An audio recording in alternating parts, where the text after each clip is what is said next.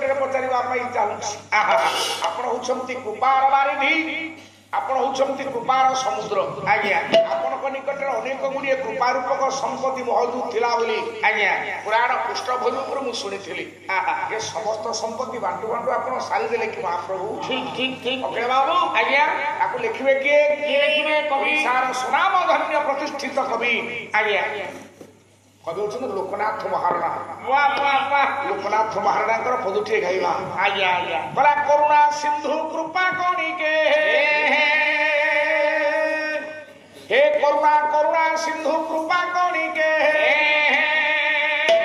प्रभु हेउ हेउ करुणा सिंधु कृपा कणिके हेउ हेउ करुणा सिंधु कृपा कणिके हेउ हेउ चरणाश्रित जहर बिने प्राण भाउ भाउ बिने प्राण भाउ भाउ करुणा କରୁଣା ସିନ୍ଧୁ କୃପା କରିକେ। ଆଜ୍ଞା କେତେ ଅନୁଷ୍ଠାନର କର୍ମକର୍ତ୍ତା ବସିଛନ୍ତି, ସମସ୍ତ ଚିଲ୍ଲା ଚିଲ୍ଲା ମୁହଁ କାହା ନାଁ ବା କହିବା? ଆଜ୍ଞା ଅଖିଳ ବାବୁ ସବୁ ଚିହ୍ନା ମୁଁ କହିଲେ ହେ ମହାଭାଉ ଆଜ୍ଞା ଆପଣ ହଉଛନ୍ତି କୃପାର ବାରିଧି, କୃପାର ସମୁଦ୍ର। ଆଜ୍ଞା କରୁଣା ସିନ୍ଧୁ କୃପା କଣିକେ ହେଉ ହେଉ ଚରଣାଶ୍ରିତ ଜରରେ ପିଣ୍ଡେ ପ୍ରାଣ ଖାଉ ଖାଉ। ଆପଣ କେଉଁ କେଉଁ ଜାଗାରେ ଆପଣଙ୍କର କୃପା ରୂପକ ସମ୍ପତ୍ତିକି ଆପଣ ବିନିଯୋଗ କଲେ? କେଉଁ ଜାଗାରେ ବାଣ୍ଟୁରେ? ଆଜ୍ଞା ସେଇ ଲୋକନାଥ ମହାରଣାଙ୍କର ଆଉ ଗୋଟିଏ ପୁରୁଣା କାଳିଆ ଛାନ୍ଦ ମୁଁ ବୋଲୁଛି ଆଜ୍ଞା। ଠିକ ଠିକ କଲେ କଲତ୍ରାହି ଭାବ ଗ୍ରାହୀ ବସୁଦେବ ଭାବ ଗ୍ରାହୀ କଲତ୍ରାହି ଭାବ ଗ୍ରାହୀ ବସୁଦେବ ଭାବ ଗ୍ରାହୀ କଲତ୍ରାହି ଭାବ ଗ୍ରାହୀ ବସୁଦେବ ଭାବ ଗ୍ରାହୀ କଲତ୍ରାହି ଭାବ ଗ୍ରାହୀ ବସୁଦେବ ଭାବ ଗ୍ରାହୀ ଶୋକେ ଭାସି ରାଉଡ଼ା ଶୋକେ ଭାସି ରାଉଡ଼ା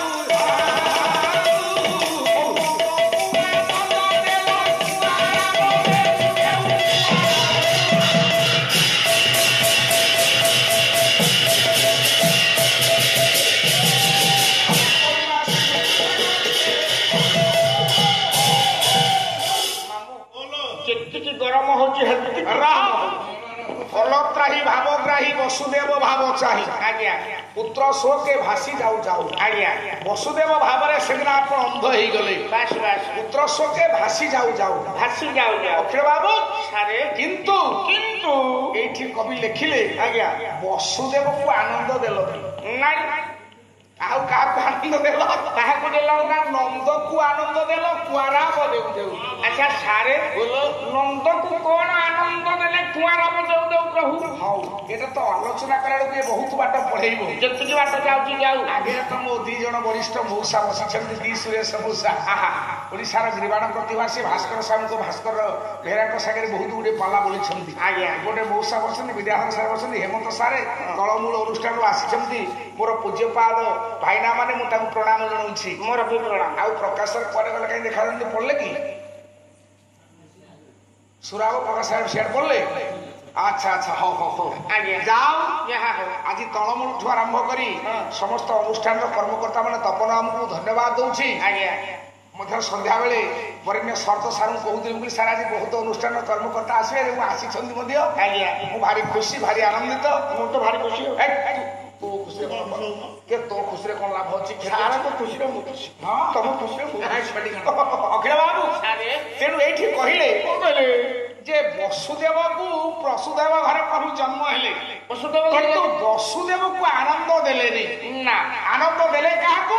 ନନ୍ଦକୁ। ନନ୍ଦକୁ ଆନନ୍ଦ ଦେଲ କୁଆରାବ ଦେଉ ଦେଉ। ଆଜ୍ଞା କୁଆରାବ ହେଲା ବସୁଦେବ ଘରେ, ଆଜ୍ଞା ନନ୍ଦ ପାଇଲା ଆନନ୍ଦ। ଆନନ୍ଦ କି ସୁନ୍ଦର କଥା ବାପା।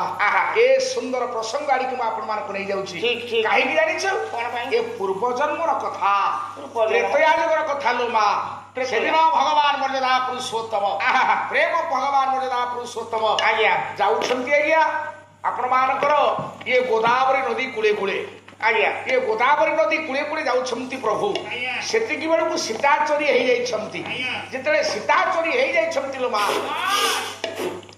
ଗୋଦାବରୀ ନଦୀ କୂଳେ କୂଳେ ଗଲାବେଳେ ସେଦିନ ସୀତାଙ୍କ ବିରହରେ ଭଗବାନ ରାମ ଆଉ ଜାଣିପାରୁନାହାନ୍ତି କିଛି। ନାଇଁ ନାଇଁ ପୁଣ୍ୟତ୍ରା ଗୋଦାବରୀ ନଦୀ ନିକଟରେ ପହଞ୍ଚି पुण्य गोदावरी की प्रश्न पचारे कौन प्रश्न पचारे कवि होउछन्ते गोकुलानंद पट्टनायक बही बही आपणमानकर जानकी वल्लभ विलास जानकी गोटे पद गाउछि बापा जानकी वल्लभ विलास रु आज्ञा कला हे नदी गोदावरी देखी छुकी मोर नारी हे हे नदी गोदावरी देखी छुकी मोर नारी हे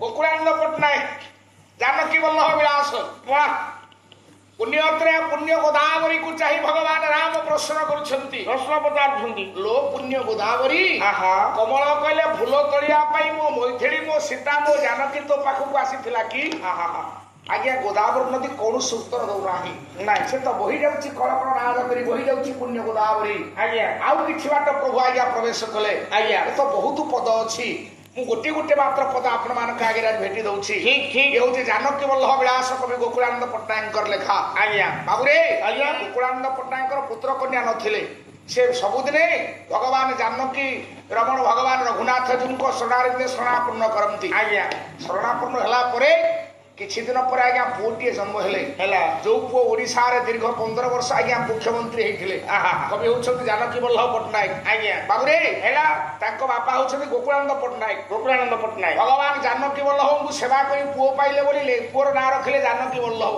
आज्ञा किछि बाट जंगल रे पहुंची गले प्रभु आज्ञा अटोविराज रे पहुंची गले सरबाबू आज्ञा जेते बेले अटोविराज रे पहुंची गले सेठी पुणी जानकी वल्लभ विलास रे आपण मानकर गोकुलानंद पट्टनायक लिखिले आको लिखिले कला हे मुख्य तरु लता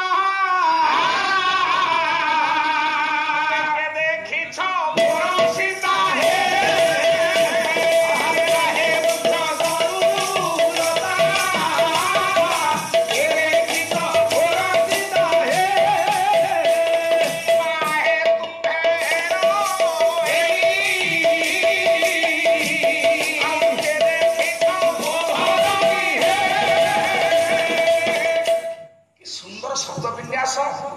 जानकी वल्लभ विलास लिखा दिलीप बहुत दिन पर आज मंगलाचरण मन पड़ा हाथ हाथ जोड़ी दे भगवान रघुनाथ जो प्रश्न पचारुछंती रे एणी मुर्ग मुर्गुणी माने किए मो सीता को देखिछ ये वृक्षलता तो रुद्र कीट पतंग नदी पहाड़ पर्वत आज्ञा के तो मो सीता को देखिछ आज्ञा केही ने जवाब दे पारुना नहीं नहीं किछि बाट पुणी अटोविराज के जंगल प्रदेश रे आज्ञा प्रवेश कले ए बा जितने जंगल रे प्रवेश कले भगवान रघुनाथ जी आज्ञा ओकरे बाबू कला जानकी वल्लभ विलास आसो वैदेही विलास वैदेही विलास कवि सम्राट भंज लिखिले कौन लिखिले सेटिकी बेलू को ए राम लक्ष्मण दुई भाई तंटी आज्ञा क्षुधारे तुष बाष्पर्ध हो जाउछ आज्ञा बाष्पर्ध हो जाउछ मा हैला पानी मुंदे पीवा पे जंगल रे पाउना हमती ना ना अखरे बाबू आज्ञा जो दिन भगवान राम वनवास गले आज्ञा से दिन सुमंत्र दशरथ पचारे कौन पचारे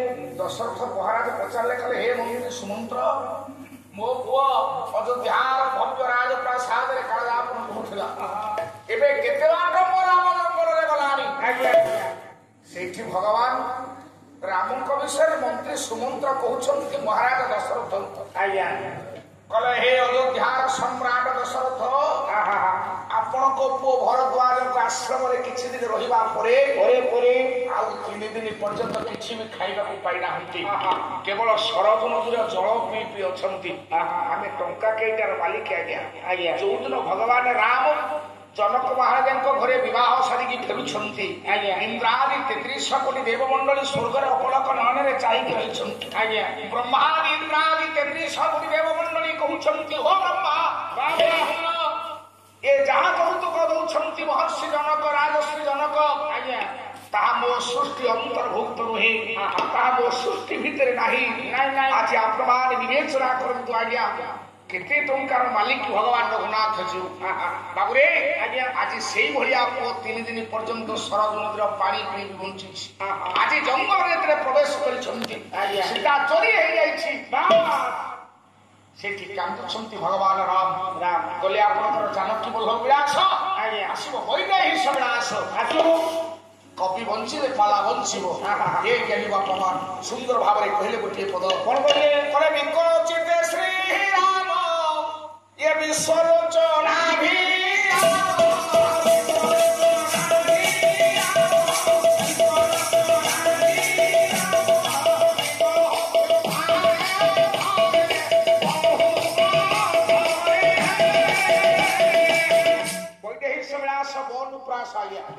कवि सम्राट भंजल सेदिन जंगल प्रदेश में भगवान राम गला बेले कहले विकल चित्ते श्रीराम विश्वलोचना अनेक क्षुदा अनेक तृषा तेणु जंगल जाऊँगी तृषा है बेले देखिले गोपाल माने गोचारण कर गोपाल माने गोचारण कर गोपाल माने गोचारण कला बेले से भगवान पूर्णब्रह्म राम देखिए पहुंची गले बने सुखी